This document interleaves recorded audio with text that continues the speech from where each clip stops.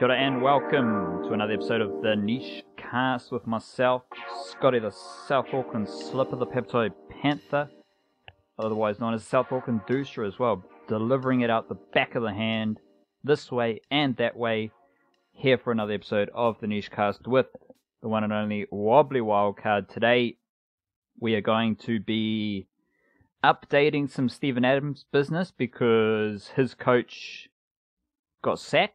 So that could be interesting. The Wildcard will just break that down for us, what that means for Steven Adams. We will do a beautiful Blackcaps World Test Championship preview as well. We have been talking about the Blackcaps Tour of England on our almost daily Patreon podcast, and we do those almost daily, and we've been doing a good 30, 40, 50 minutes of those. So we've done plenty of Blackcaps chat, so we're just going to come out with some key ideas and just the basic points to educate yourself on what the Blackcaps and their World Test Championship final against India is going to be about. And then we'll move into the rugby league sphere, where we have an interesting game for the Warriors this weekend against the Newcastle Knights. And I will also share some of my favorite notes from the thingy-majig that I wrote today, Kiwi NRL notes for every NRL club. And I'll pick out a couple of favorites to discuss there as well. That Almost Daily Patreon podcast is on Patreon, and Patreon is the best way to support the niche case. You can just support us and get the good karma points, and if you want those extra podcasts, they are there as well. At the moment, we are just focusing on the Blackcaps with those Almost Daily podcasts. We also deliver an email via Substack, thenichecase.substack.com, on Mondays and Fridays with all our content and a few extra goodies. And of course, we are always writing about Kiwi sports at theniche-case.com. Wobbly Wildcard, what have you been baking up in that pizza oven of mindfulness? Rightio. I do like a good pizza oven of mindfulness. And in this one, we've got a quote from Mr. Lao Tzu from Tao Te Ching. He says, "Knowing others is intelligence. Knowing yourself is true wisdom. Mastering others is strength. Mastering yourself is true power." I think a lot of people view true power as mastering other people, and focusing energy on other people, where it's how you control and master and discipline yourself that frees you up to that ultimate power. Which is extremely clear when you just turn on the news any day or whatever, or pick up a newspaper, or jump on the front page of a website which deals in current affairs, and you see billionaire folks extending their extending themselves beyond their means of expertise, and you get politicians who perhaps are a little bit more about trying to maintain or get power than they are about actually trying to help people. And those are extreme obvious views of this, and you get that all the way down to just everyday situations between any old people where one person might just be a dominant person in a situation, and it's not necessarily what it appears, where you can, sometimes, for example, that is a way of, dominating others is something people do as a way of, compensating for the fact that they haven't, mastered themselves in that way. And then also it can just be it's just good lesson to learn in general, I suppose. I don't need to go on a million different tangents of how it's applicable. It's just one of those ones that's nice and obviously applicable. If you know thyself, to thine own self be true. I forget what the quote is, something like that. And that's Shakespeare. If you put yourself in the rather large boots, I'm not sure what sports brand Steven Adams is affiliated with, but if you put yourself in his position, given how this season has gone, now after one season, so it was only one season with Stan Van Gundy as the New Orleans Pelicans coach, he is gone. How are you feeling as Steven Adams? What is the change in coach mean for Steven Adams, do you think? Well, this is what I've been trying to consider in the maybe 2 hours since I saw that news, or a little bit longer than that. But it was something I was pondering even coming into the off season, and the last Steven Adams piece I wrote of the sort of in season things included the what do you call them, those exit interviews that the players and staff and stuff do at the end of the season in the NBA, and they had Steven Adams as one, a couple quotes from him, and you sort of know what Steven Adams will do. Like, he's not the variable in this. He's the steady one. You know, he's just going to do what he's asked to do. He's going to work on the bits of his game he's told to work on and all this kind of thing. It's how he's used that's kind of out of his control, which is the weird factor. And definitely quotes from Stan Van Gundy weren't entirely first of all, you didn't get the impression that he was going to leave at that point, but you also didn't necessarily get a clear idea of anything to do with Steven Adams, for sure. Definitely the focus there was on Zion Williamson, a little bit of Brandon Ingram, and everybody else, how they have to sort of figure out how to get the best of those guys. And then from that point on is where you start fitting in pieces like Steven Adams. It definitely felt like, despite the fact that they went out and got him deliberately the season before, I mean, things changed during the season where initially it was going to be this Adams and Zion front court, and they were just going to be this unstoppable force, the strongest guys in the league. Van Gundy had that quote where he said nobody's going to be punking the New Orleans Pelicans, and then Zion Williamson, quarter of the way through the season or whatever, and not even that, ends up being this ball handling guy on the perimeter, and that's clearly the best way to use him. But that obviously left Steven Adams up in the air as to what he was supposed to be doing, and with Zion dominating the paint and the way he scores there so easily, kind of takes away the one area where Steven Adams is a good scorer, which isn't ideal for him statistically. And the team's defense never quite lifted in the way they hoped it would, and definitely they had problems. Eric Bledsoe just had a bad season. Steven Adams had an up and down one depending on how he was used, but Eric Bledsoe was just straight up bad for them. Even Lonzo Ball was inconsistent. He got pretty good by the end, but he was pretty good most of the way, but he definitely had a poor start to the season, and there was a lot of shuffling, a lot of moving pieces that makes everything tricky. And I think coming into this season, you got the impression, less from anything Van Gundy or Adams says, but when you listen to the general manager, David Griffin, talking, or he might be president of basketball operations or one of those things, but it's the same job, basically. Listening to him talk was probably the most insightful, because there you got an idea about, a guy who was talking about, we know we have this superstar player, we now know how best to use him. Everything from this point on is how to build the best roster around him in order to use him that way. And so we didn't really have answers there. We don't know what that meant for Steven Adams.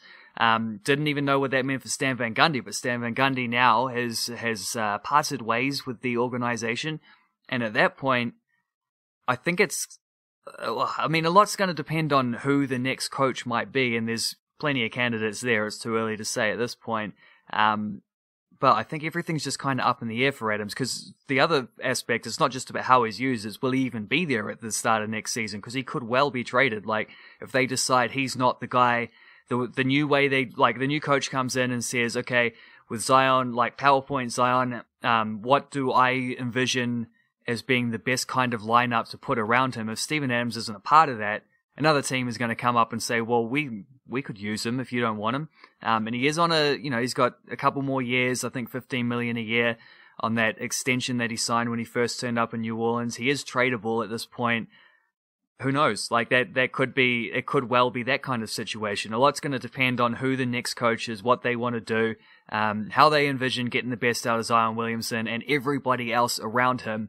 A little bit of an exception for Brandon Ingram, just because he's the secondary scorer guy. He's pretty important. They probably won't find someone who can do what he does in free agency or anything, but everybody else on that roster is movable. Everybody else on that roster is expendable, or nobody else is completely safe. And that's, if that wasn't true before Van Gundy left, it's definitely true now that Van Gundy has left. Steven Adams to Dallas. Swap him for KP, I'll do it.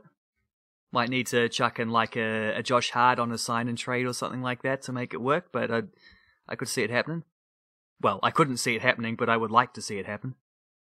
Would there be...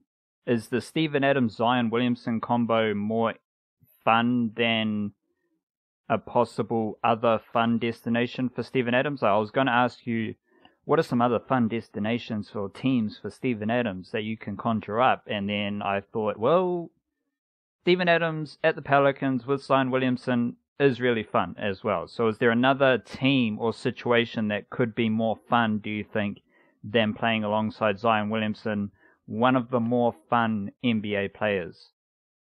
He is one of the more fun NBA players. Like, he's just an absolute marvel to watch, but there is a case to say he kind of steps on Adams' toes. Like, there are other teams he could play for with other superstar players who maybe he would have a more defined role playing alongside. I mean, the first one that springs to mind is Washington Wizards, because you could certainly see, like, that would just mean him and Russell Westbrook getting the band back together. That would be pretty... The only shame there is Scott Brooks also got sacked there. So, or he did get sacked. They just they couldn't come to terms on a new extension, I think is how it went. But that would have been, that would have been amazing if you get, like, the old, all you need is, maybe see what Serge Ibaka's up to. He's been injured at the moment, but bring him back around. See, Andre Robertson is probably available. I think he might be a free agent at the moment, or if not, he's languishing somewhere on a short-term deal. Like, see what you can do there. Get the old Thunder group back together in Washington. That would be fun. Not necessarily... don't know if it would be that successful. I'll leave it at that, though. Dallas actually would be a really good destination for him, because I think he'd play amazing with Luka Doncic as someone who, like, Luka could use in the screen game, and Adams would probably have to be a little more light-footed in terms of, like, running to the rim. They do like to use that, like, Dwight Powell type. Dwight Powell's been the guy. Like to use that kind of guy. But I mean, like, Boban Marjanovic got big minutes for Dallas in the playoffs when they needed a big man out there. And Adams is as good as him. He's not as tall, but no one is. But he could do that job and then some for sure. Like, that would actually be quite a decent fit. The Boston Celtics are another team who have often been rumored with, well, they're rumored with everyone, but maybe less so now that Danny Ainge isn't there. But I think Brad Stevens is a fan. There was a story that they wanted to draft him back in the day, but they had the pick straight after the OKC pick, and OKC took Adams, so Boston took, I think, Kelly Olynyk. They traded up to get him actually as well. So there's that. Like, Boston is a team that certainly could use someone in his mold. Enes Kanter played there for a little while and was decent. There's a few, like, there's plenty of things. The demise of the big man is like overstated. You're not necessarily going to get a big guy unless you're Nikola Jokic or someone like that. You're not going to get a guy in that position who plays like 40 minutes a game in a playoff game or whatever, or averages the kind of numbers that someone like Jokic does. But definitely, like, most good teams are still going to find a use for someone like Steven Adams, even so long as he's on, like, affordable, and so long as he sort of fits around the guys they've got. But most good teams are gonna want a player in that position, if only for the variety at least. Like, there'll be suitors if he is available. Maybe the Brooklyn Nets, bit of a Kiwi link up with Sean Marks, do a bit of the mahi for Kevin Durant and those lads. That would be pretty fun as well. Yeah, well, he's got a couple relationships there to burn, doesn't he? Because there's the Durant thing, there's the Kiwi thing with Sean Marks. Andre Robertson was there briefly. They could easily boot out DeAndre Jordan was there. Well, he's no good anymore. Steven Adams is DeAndre Jordan is now a better free throw shooter than Steven Adams, but other than that, he can. There's a spot for him there. Make it happen, Marksy. Was he there with James Harden? Or did James Harden leave before Steven Adams? No, they didn't overlap, because actually Steven Adams was drafted with a draft pick that they got in the Harden trade. So it was the same offseason, I think. Harden left, and then the next subsequent draft was when Adams was got. Righto. Let's drop a couple key bits of information here about the Blackcaps versus India World Test Championship final. I've got 3 key ideas here, Wildcard, and you can follow them up with any other ideas that you have as key nuggets of information, or you can expand and extrapolate from these ideas. Most of this has been discussed in our Almost Daily Blackcaps podcast, so keep that in mind and stay tuned if you do want that extra goodness. The Blackcaps team, you got 6 of Aotearoa's best ever batsmen, varying degrees, and you've got 4 of Aotearoa's best ever bowlers, or 3 of Aotearoa's best ever bowlers, and a massive wildcard X factor in Kyle Jamieson. Massive in terms of his size and also what he can do as a bowler. So if we're presenting a Blackcaps team from little old Aotearoa to compete against India in a World Test Championship final, I do not believe you can do a better job than 6 high-quality batsmen, 4 high-quality seamers, that is 10 players, and then the selection query, the little bone of contention is basically whether you select Ajaz Patel or Colin de Grandhomme, and that is going to depend on how the Blackcaps perceive the Southampton pitch. We discussed this yesterday in the Almost Daily Blackcaps podcast, and I wrote about this in the preview, that the Southampton Ageas Bowl pitch has a bit of a mixed bag history. In Test cricket, we've seen it referred to being favourable to spin bowling, which a couple of people have alluded to helping India.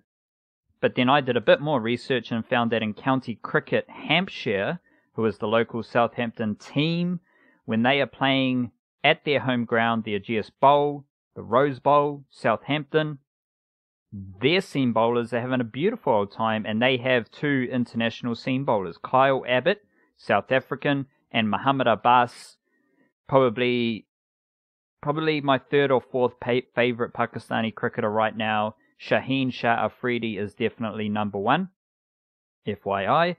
And so we don't know whether the Southampton pitch is going to favour seam or spin, but there is a fantastic record in county cricket at this ground this season of seam bowlers, 2 seam bowlers who are a bit similar to the Kiwi seam bowlers, having a jolly old time and taking big wickets.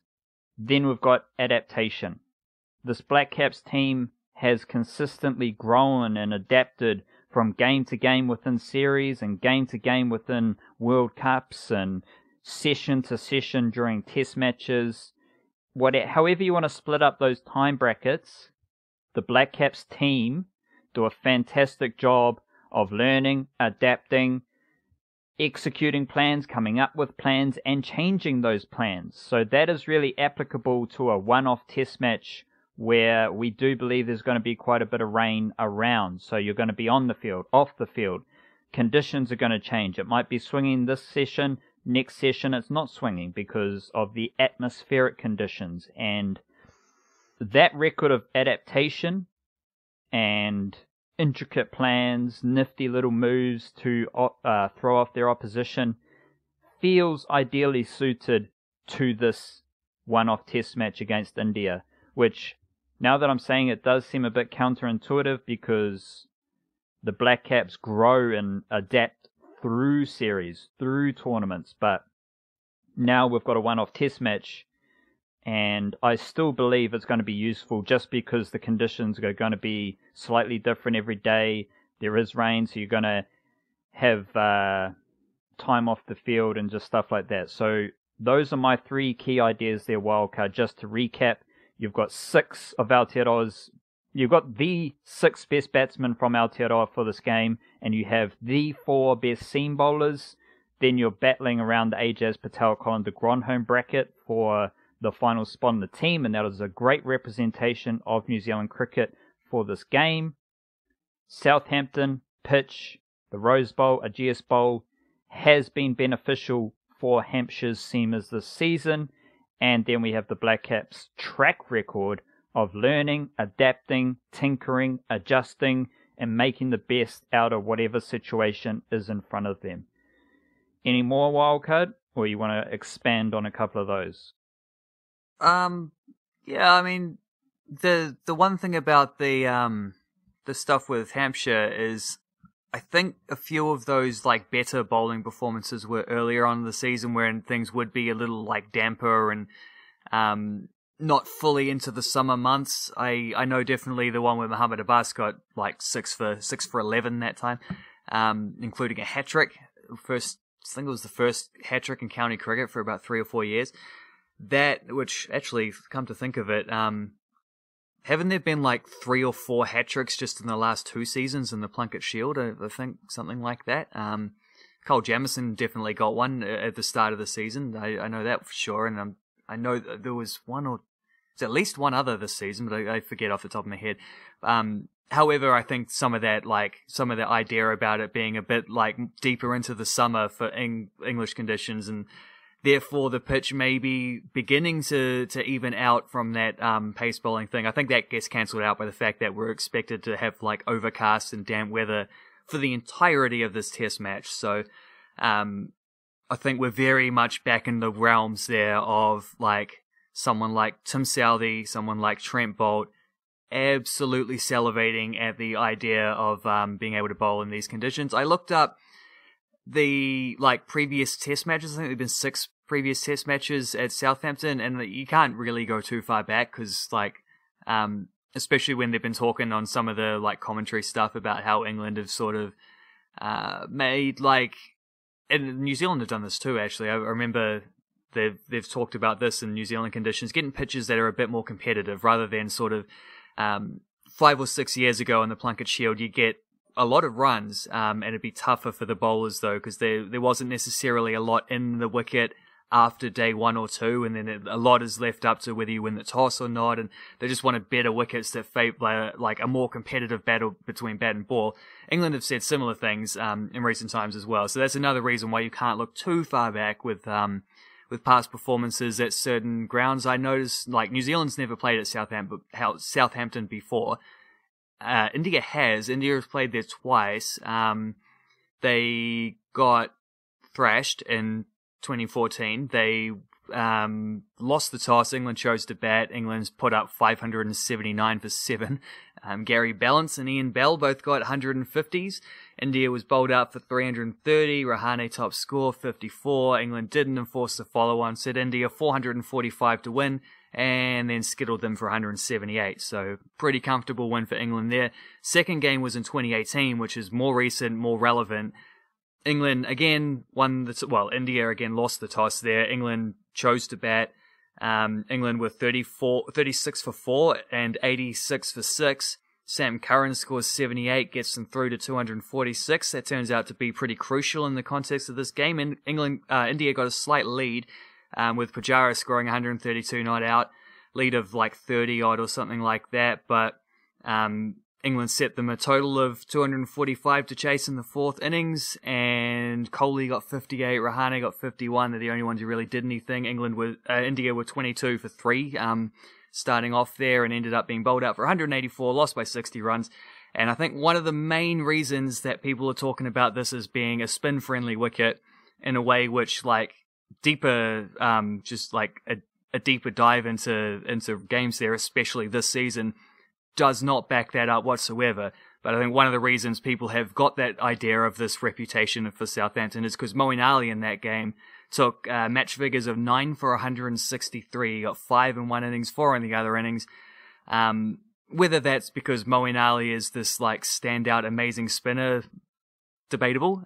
He's a good solid spinner, but generally when he gets wickets, it's just kind of one of those. It's just kind of one of those days. I don't know. He'll bowl a lot of overs because he's that kind of guy.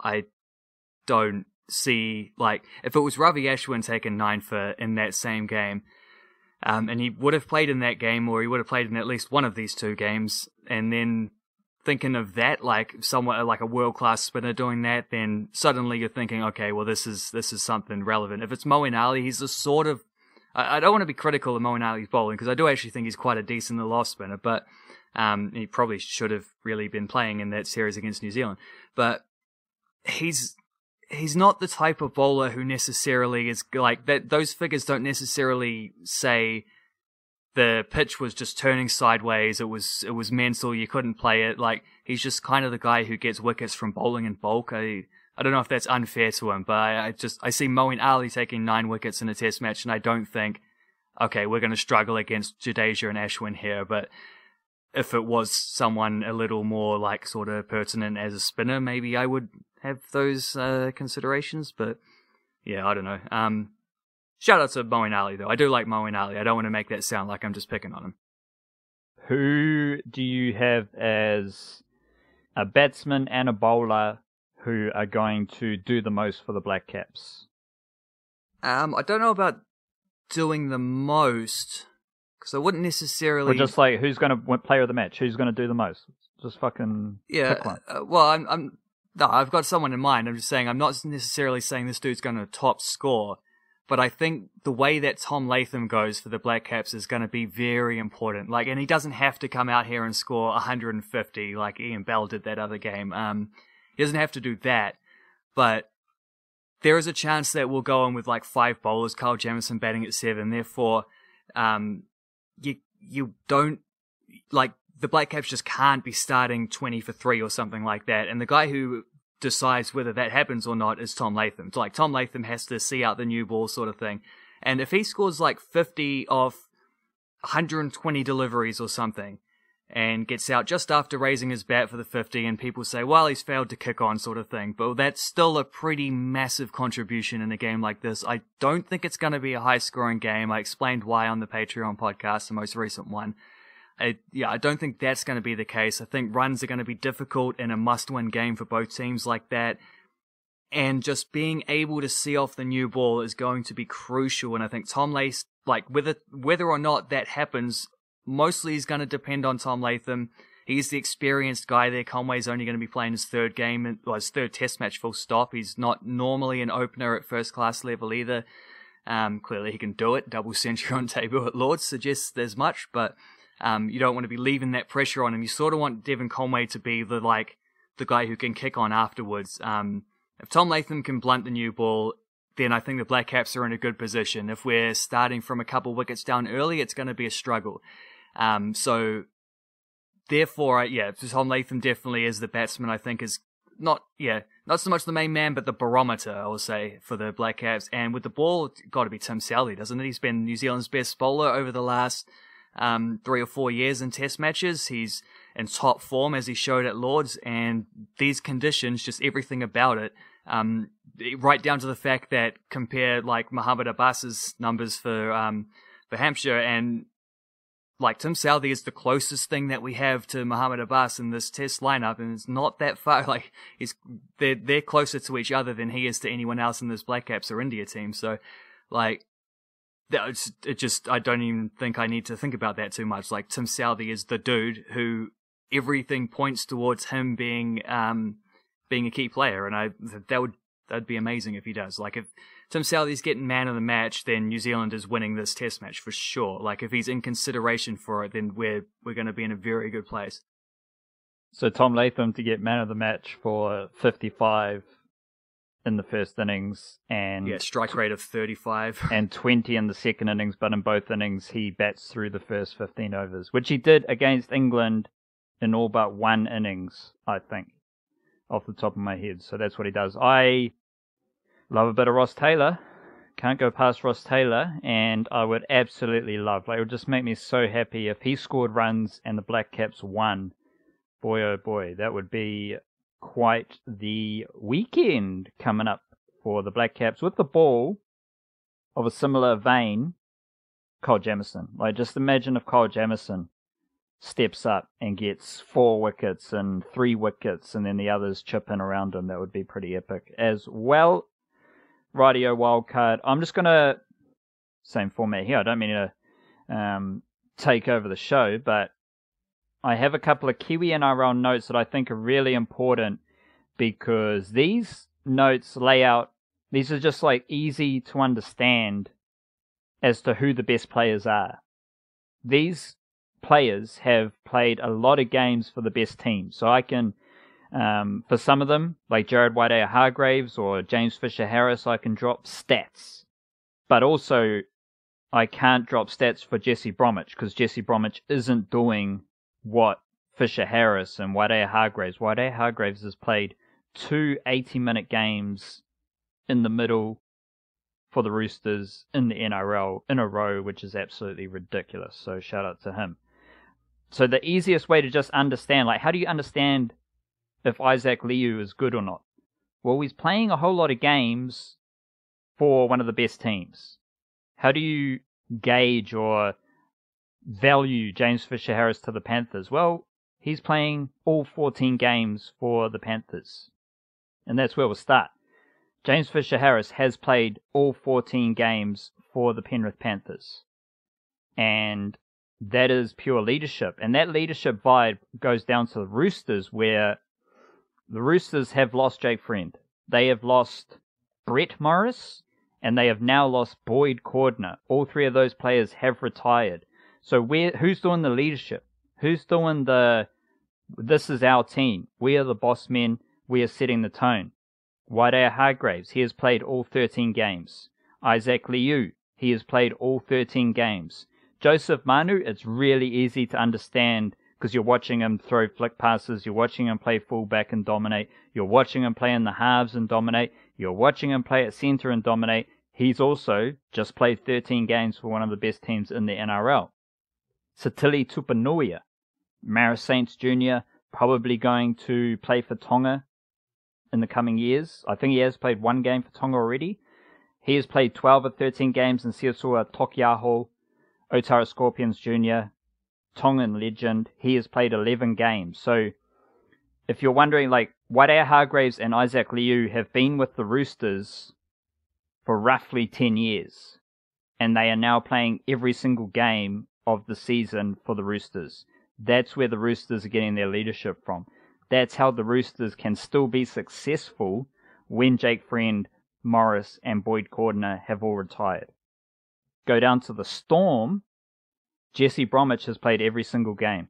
14 of 14 games. Remus Smith, nifty little pickup for the Storm at centre. He's played 14 games as well. Brandon Smith and Jerome Hughes, they have played 13 games. Nelson Asafa-Solomona has played 12 games. And Kenny Bromwich has played 11 games. So, how do the Storm keep on winning games? Regardless of Ryan Pappenhausen out injured, regardless of state of origin, it's because they have Jesse Bromwich, the leader at the Storm. Like, he is held in such a high regard at the Storm, and he's played every single game this year. Brandon Smith is the Aotearoa Kiwis hooker. He's missed one game. Asafa-Solomona somehow, in the quicker NRL, which is a factor with Bromwich and Waidea-Hargreaves as well, Asafa-Solomona, the change in speed doesn't even bother him. He's having a fantastic season as well. So, in those three clubs, Panthers, Roosters, and Storm, I've got them as the three best clubs in the NRL right now, and their leaders are Kiwis. The Kiwi players at those teams are doing, every week they are playing at such a high level that they're setting the tone for everyone else. And it's kind of, it speaks volumes of the quality of rugby league coming out of Aotearoa that this is happening. Beautiful. I guess that the Dragons don't feature highly on this list, though. No, because they don't want to play Pawasa Fa'amasili. That's the thing I don't understand about the Dragons, is they're doing my boy dirty. Well, he was suspended for a while, wasn't he? Was that him? Was it him who got sent off? I forget now. All these Dragon season stuff have become a blur, because on Monday night, Monday is normally the busiest day of the week, and for Nishikashi stuff for me, because like, it's the first day after the weekend, right? So we're catching up on everything that's gone before, and the bulk of Flying Kiwis tends to get ridden that day and whatever, so it's always a busy day. And then the Dragons were playing on a Monday evening. I took 2 hours of my life out to watch them play the Bulldogs, and that was 2 hours that I will never ever be able to get back. It was one of the worst games of rugby league I've ever watched, and it was one of the worst performances I've seen from the Dragons. They were so bad, and it was just like awful to watch. So that's really destroyed my morale in terms of rugby league stuff at the moment. But it's probably a good opportunity to fall back on the Kiwi NRL bandwagon. They've got Jared Beale back. Brought him out of the wilderness to play some minutes, so at least like he's a bit of a like safety pin player at the moment. He's just keeping things together, but he didn't actually have a very good game against the Bulldogs either. But then nobody did for the Dragons on that occasion. So I don't know. They've been bloody like Jordan Pereira was getting games for a little bit as well, and he's sort of out of the mix again. I thought he was doing okay as far as anyone was gone. So they're a bit of a disgrace of a team at the moment, the Dragons. But yes, the Kiwi NRL buzz elsewhere, much brighter. Well, so the Dragons have to the best of my knowledge, they are not recruiting out of Aotearoa. And Farmasili they signed from the Roosters by way of loan to the Warriors. And Gerard Beale, as you said, he retired from NRL at the end of last season. He was playing with East Tigers up in Queensland. Then his former Broncos comrade Anthony Griffin lured him down to the Dragons. So compare that to the Canberra Raiders, who started the season with Shans Nickel-Klokstad at fullback.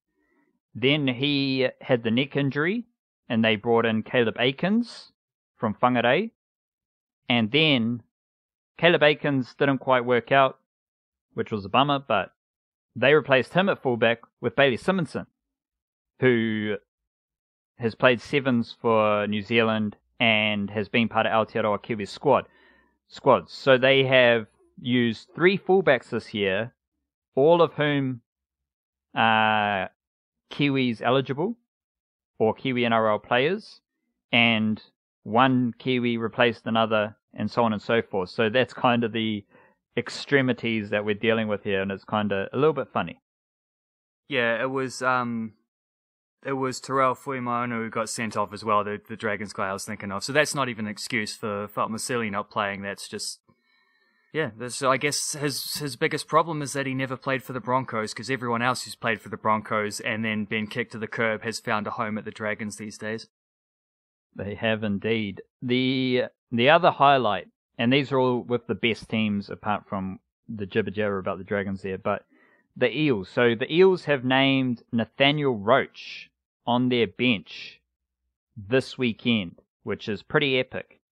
And he has been playing in reserve grade for the Parramatta Eels alongside Hayes Perham, alongside Wiramu Greg, and now has been named, at the very least, to come off the bench for the Eels this week. Who are they playing? They have the Bulldogs. So Jeremy Marshall-King has also returned to start at hooker for the Bulldogs. He played 80 minutes against the Dragons, and that was his first game back. So he played 80 minutes in his first game back, and the Bulldogs won. So the Bulldogs just took the piss against the Dragons there, which was good. Nathaniel Roach, in reserve grade, he's played 30 minutes in all 12 games. He has started 3 games, and those starts resulted in him playing over 60 minutes, 2 tries, 4 try assists, and 93.8 tackle efficiency. So all of that is important because we know Nathaniel Roach suffered multiple major injuries at the Warriors, and we just want to see him playing. So for him to play every game in reserve grade and play good minutes and start to get into his work as a running dummy half is pretty exciting. And that game is actually low-key really interesting because behind Brandon Smith, there is no legit Aotearoa Kiwis hooker. Yeah, they have used Jerome Hughes in the past. They have used Cody Nikorima in the past.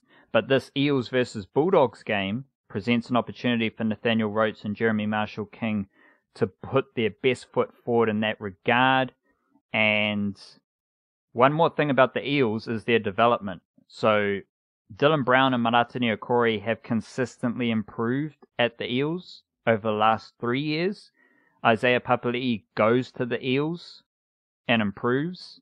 And now I want to see that development process with Nathaniel Roach, because if he can show that same improvement, I think it's going to be an exciting second half of the season for rugby league fans seeing Nathaniel Roach back in action.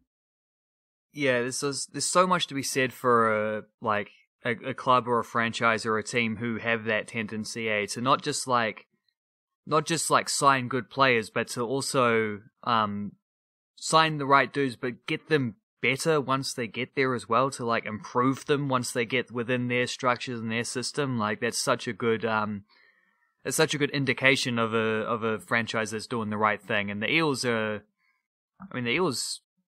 right up there this season, aren't they? They've only lost a couple games. One of them was to the Dragons, weirdly enough, which just goes on to show what an absolutely ridiculous season they're having. But yeah, the Eels are a team that I don't necessarily hear them mentioned as often, for obvious reasons, as the Storm or the Roosters or the Panthers, but they're definitely right up there in that sort of championship caliber echelon, and they've been there or thereabouts for 1 or 2 years as well in the past, which is always a good indication that a team's on the right track. How do the Newcastle Knights shape up from a Kiwi NRL perspective? Because they've got a pretty tasty game coming up against the Warriors this weekend as well. So, the Knights are one of my teams that, strictly from a Kiwi NRL perspective, we want them to suck. Because they sort of do, so... Well, could be getting better, and that starts with the Warriors this weekend, but the Knights have a lot of players at the reserve grade level. Stafford Toa has played a lot of games this season on the wing, and that's really good for him just to consistently play. I do like Stafford Toa. Simi Sasangi made his debut at centre a few weeks ago. He is a really good prospect coming through, and they are part of a Knights recruitment drive out of Auckland that has resulted in Stafford Toa, Simi Sasangi, Jira Momosia, who was apparently he ruptured his Achilles, I think, at the start of the season, but it wasn't as bad as first expected, so he has come back and he has been playing reserve grade. He was recruited out of Auckland as well. Chris Vaialia is a winger in reserve grade, and then you've also got another dude, Christian Matanaima, who is from Glenfield in Auckland, and he's a big, robust forward off the bench. And then you've also got Daniel Ticehurst, who he is just a massive dude from Wellington. Really interesting haircuts, and I saw him score a try last weekend where, I think he scored a couple tries where he just, made breaks up the middle of the field as well. So you've got the 5 Aucklanders, Stafford Toa, Simi Sasangi, Jeremy Momosia, Chris Vaialia, and Christian Matanaima. Then you've also got Daniel Ticehurst, and they are 6 players the Knights have in and around reserve grade. Toa is NRL level. So if there are issues at the Knights, then you're going to see those promotions happen. And similar clubs to that, you've got the Cowboys. None of the youngsters from Aotearoa at the Cowboys have really benefited from Todd Payton's arrival. He's kind of shafted most of them. So you want shit to hit the fan at the Cowboys so those dudes get a crack. They are the main ones. Yeah, those are the only 2 clubs where it's Kiwi NRL matters would benefit greatly if they continued to not be so good. Really interesting game this week, though, for the Knights, because they do have Kalen Ponga and Mitchell Pearce back, and they have, apart from under-13 New Zealand golf champ Kalen Ponga, they do not have any Kiwi NRL players in their team for this week's game against the Warriors, but they do have Mitchell Pearce and Kalen Ponga back, so I don't know, you can't chuck all the past stuff that has happened with the Knights. Kind of throw that out the window and just view this game as a really tough battle for the Warriors, especially because they have come through a period where they played the Sea Eagles twice, where they played the Melbourne Storm twice. They lost to the Cowboys. It's been a bit of a tricky period for the Warriors, and they lose Chanel Harris-Tavita. So now, and Wade Egan. So you've got Jazz Tavanga starting at hooker. You've got Sean O'Sullivan in the halves.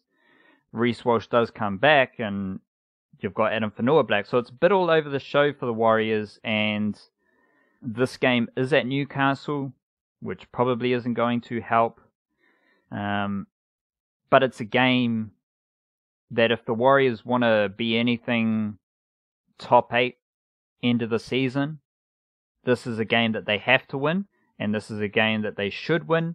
I don't know if that's going to happen. It's just one of those kind of toss-up games that is interesting, exciting, and intriguing for the challenge that awaits, but those games never work out too well for the Warriors, if you know what I'm saying. Yeah, I do know what you're saying. It's one of those... if they did, they wouldn't be 11th with 5 wins from 13. That's one of those, yeah. You could actually say that about most teams, though. I think it's a benefit for the Warriors as much as anyone, because there's sort of... We're probably looking at Manly pushing away now in 6th place and more likely to finish closer to that top 5 than they are to the pack chasing. But below them, like, we're talking about the Cowboys have had, like, the Cowboys a team that we're hoping to have some wobbles, because that would then unlock a few opportunities for Kiwi fellas. In their second tier of their squad, like, they're sitting 7th right now. The Dragons, were talking about how absolutely ridiculous they were when the worst probably the worst loss of the season when they lost to the Bulldogs on Monday night. They're 8th still, and with some bye points to come. So, like, there's a big chasing pack. Basically, everyone from the Knights on 10 points up to North Queensland on 14 points. That's 1, 2, 3, 4, 5, 6, 7, 8 teams. So half the league competing for 2 spots in the top 8. That's anyone's business. That could go any way, and all it takes is like a month-long winning streak from any of these teams would put them in the box seat for those positions. Like, the Warriors are right there. But the fact that there are so many teams in consideration there, I think, has a lot to do with the fact that there is like a standout 3, 4, 5, maybe 6 at this point. Depends how you like want to view it, where you want to draw the cutoff. Just teams that are considerably better. Like, there's a gulf between the championship contenders and everyone else. And nobody who finishes 7th or 8th has got much of a hope of competing for a title against, like, Penrith or Melbourne or Sydney or whoever. But the fact that those teams are winning a lot of games, and you've got, like... I mean, the Melbourne and Penrith are both, 14 games played, 12-1, so 12-2 from 14 games. Like, both of them. It's not one team that's up there, it's 2 teams that are up there, beating basically everyone. Parramatta are only 2 points behind them. South Sydney also only 2 points behind them, but with their bye points already. Like, that leads to a situation where if teams at the top are winning a lot of points, then I think the threshold for making the top 8 is lowered, because there are few points to go around for the rest of teams. And that means that there is a bit more of a margin for error for a team who have been inconsistent like the Warriors. I think that is a good opportunity. Like, this season is just a little bit weird in that way, where you might make the top 8 with a losing record. It might be one of those things that could happen. This, like, right now the Dragons are 6 and 8 from their 14 games in 8th place. Like, that's a real possibility of something that could happen this season because of the way it's gone. That brings the Warriors right into the mix, even though they have, like, their own inconsistencies, because all these other teams, all those other 8 teams mentioned, they're also hyper inconsistent, and that is going, like, that's what leads to a situation like what we've got now, basically. And the Warriors play the Dragons after the Knights, then they play the Sharks after the Dragons, so that is going to go a long way to breaking down and organising where the Warriors sit, because the Warriors are on 12 points with the Raiders, Sharks, Dragons, and those games. These are easier games in the NRL, but again, these are the games that the Warriors tend not to win. Well, they always beat the Dragons. It used to be the other way around. Now it's the now it's flipped. The Warriors always beat the Dragons, whereas when I was first supporting that team, there was like a decade where the Dragons never lost to the Warriors. Now it happens every single game. But yeah, that's like, all those games are going to be crucial because we're past the halfway point of the season. It's getting like on the slippery slope at this point. There's some big games coming up for all those teams. And compounding matters, it's a very scattered Warriors vibe in a couple different ways. Like, I'm looking at the backline named Reece Walsh, Marcelo Montoya, Rocco Berry, Ewan Aitken, and Sean O'Sullivan were not playing NRL for the Warriors last year. And Roger Tuivasa-Sheck was playing fullback. And then in a more concentrated fashion, you've got Jazz Tavanga starting at hooker. You've got Ben Murdoch-Masila starting at prop. And you've just got these, like, whether it's long-term stuff and or short-term changes, it's really hard to... That's why I don't really do previews for the Warriors, because I don't know. It just seems like everything is on a game-by-game basis, and with a lot of injuries, with a lot of suspensions, and the change in style of the NRL this season under the rule changes, blah, blah, blah. I'm sure you've heard a lot about that. It's especially with the Warriors as well, it's really hard to come out and say, yeah, this is what the Warriors do well, this is what they're going to do well to win this game, this is their weakness, because all of that stuff changes with different players in your team. Like, the Warriors have been really bad defending around the ruck and slowing the ball down, getting numbers in tight, and controlling the game that way. That might be a weakness, because you're coming up against the Knights, who might take advantage of that. But then maybe having Jazz Tavanga defending at hooker helps that, or this is a really, the Knights have the Saifidi twins named to start in the middle, which then means David Clem is coming off the bench. And it's a really strong, big, hearty Knights forward pack without Tyson Frizzell. But then I look at the Warriors forward pack and I'm seeing Whenua Blake's back, Murdoch Masila's there, Tohu Harris is there, you've got Bailey Siren, Josh Curran, Katoa, Armau, Afoa, Kane Evans. That is a really big, burly, mobile, aggressive, niggly forward pack as well.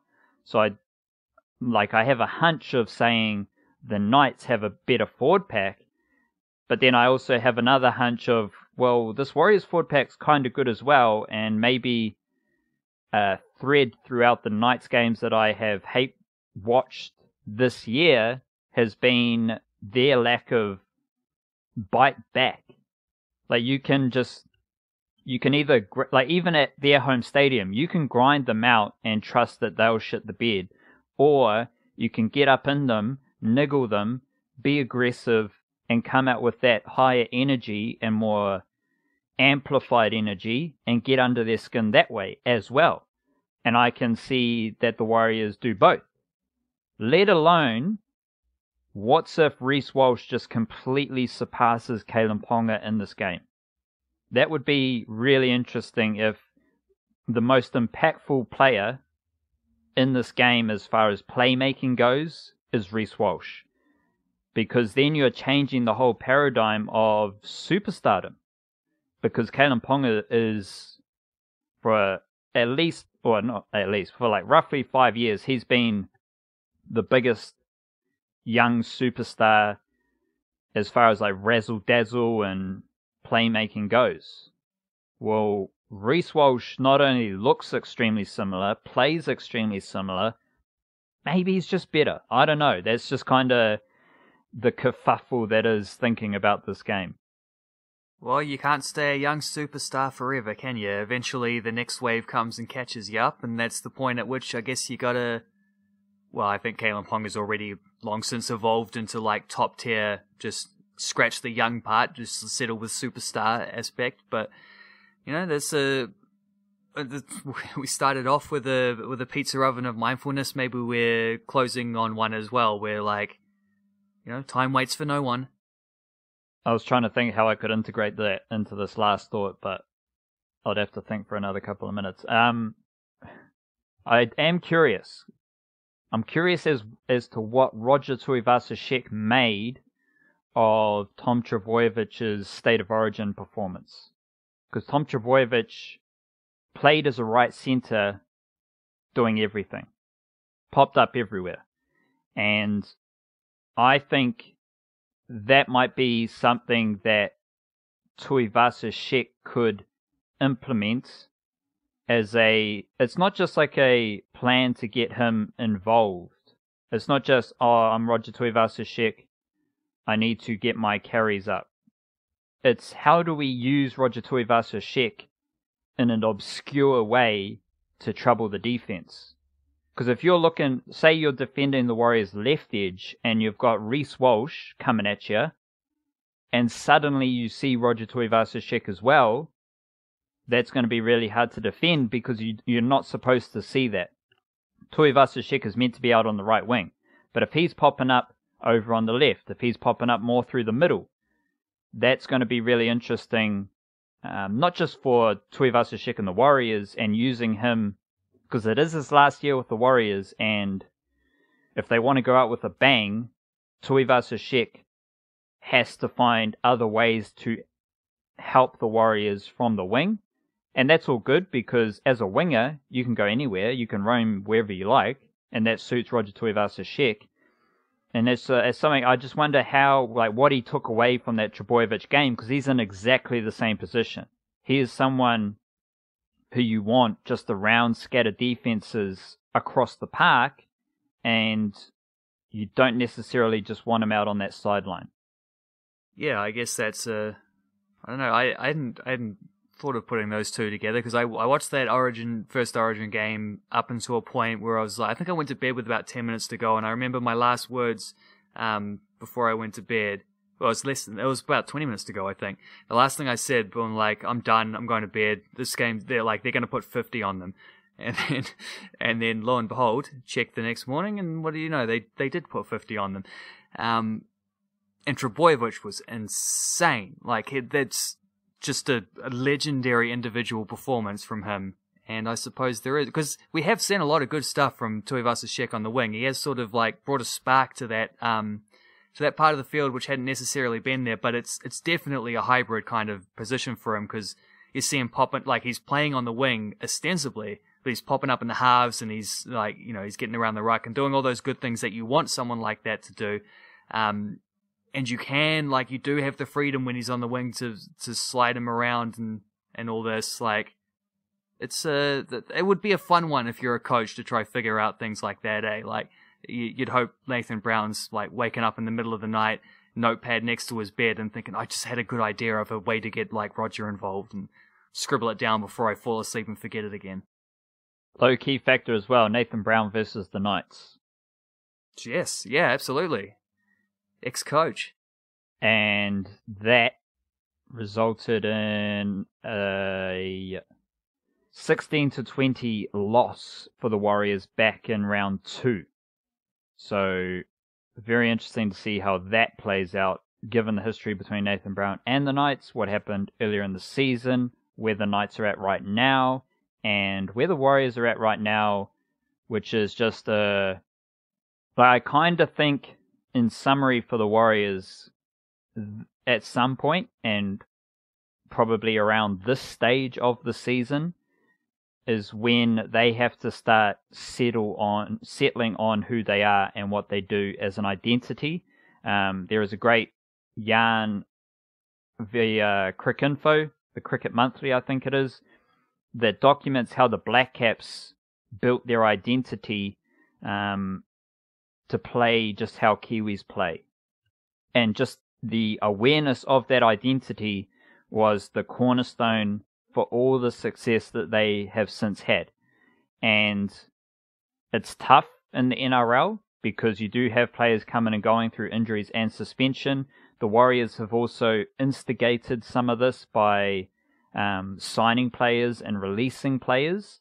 And of course they do have an identity as to who they are and what they represent, and the cultural values and their community values and stuff like that. But as a team playing rugby league, it's felt very chaotic up until this point in the season. And if they do want to be a top 8 team, they have to just settle down, focus on their playing identity, and just by doing that, that identity becomes really clear because you can see what's working, you can see what they're working towards, and that will bring results. And I am pretty fascinated to see what happens in this round 15 game against the Knights. We'll see how that plays out. It is a 5 o'clock Saturday game. Blackcaps versus India starts tomorrow night, Friday night. Another beautiful weekend of Kiwi sporting matters. Kia kaha. Stay beautiful. Chirp chirp.